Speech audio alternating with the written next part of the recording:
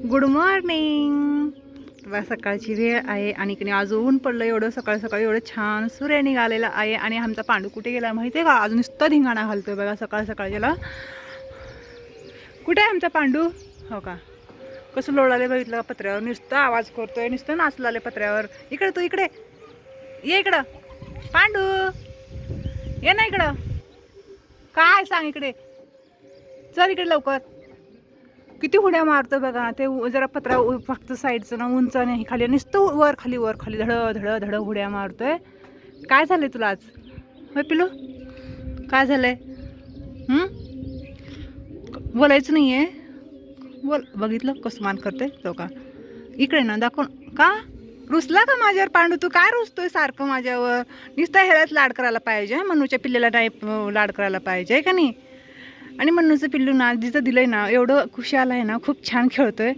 आणि त्याला खायला प्यायला काहीच कमी नाही आहे. आणि मी जाऊन पाहिलं त्याला, तर मी माझं तोंड चेहरा दाखवलं नसतं, येऊन माझ्याकडे हे केलं असतं, त्याला आठवण आलं असते परत सगळ्यांची, म्हणून मी लांबूनच पाहिलं. आणि जरा मोठं झाल्यावर कणी बरोबर इकडं आठवणीनं येईलच तो मोकळं सोडल्यावर. ए आगाव इकडं पांडू ये. सोनी ये, सोनी. पांडूला नाही घेणार मी, ये तू चल. ये सोनू, इकडे ये. ए सोनू ये इकडं. भांडे घासायचे पांडू मला अजून. तू पत्र्यावर का आवाज करतोय सांग बरं मला जरा. ऊन पडलंय म्हणून का खेळतो बाहेर मस्त? अरे पांडू मी चालले बघ, जाऊ दुकानला. बोलतोय का बघा, बघत नाही. काय साफ करतोय पाय पंचमधलं सगळं घाण काढतोय तोंडानं. सोनी एक सोनू. आता कसं येते बघा. बाय पांडू, मी चालले. ए पांडू बाय बाय, येऊ नको. Bye bye bye.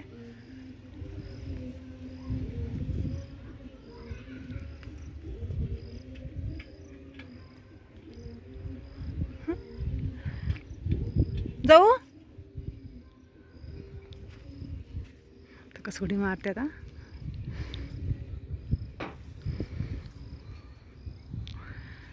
पांडू आलं पळत.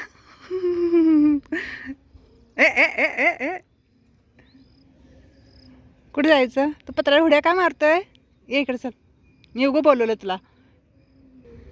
एक नाही तर ना किती कमी वाटतो बघा ना. मला पण खूप वाईट वाटलं देताना. आणि कणी आता तर असं दोघं तिघं ना लय मस्ती करायचं. एकाला दोघं तिघं असल्यामुळं एक दोन शांत बसलं की दोघांची मस्ती चालू असायची. मग आता कसं एक शांत बसलं की एक गप्पच बसते, असं झालंय ह्यांच्यामध्ये आता.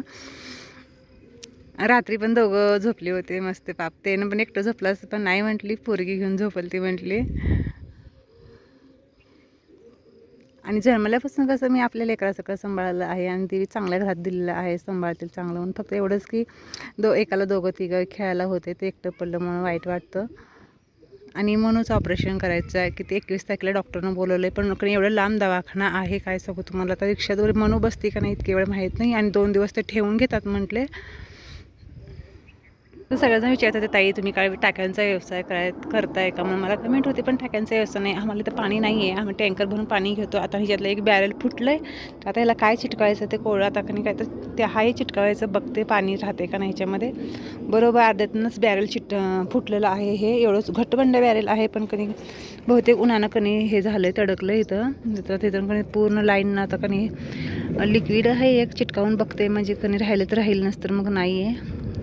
कारण खूप वर्ष झालं ही बॅरला आहे असंच बाहेर असं.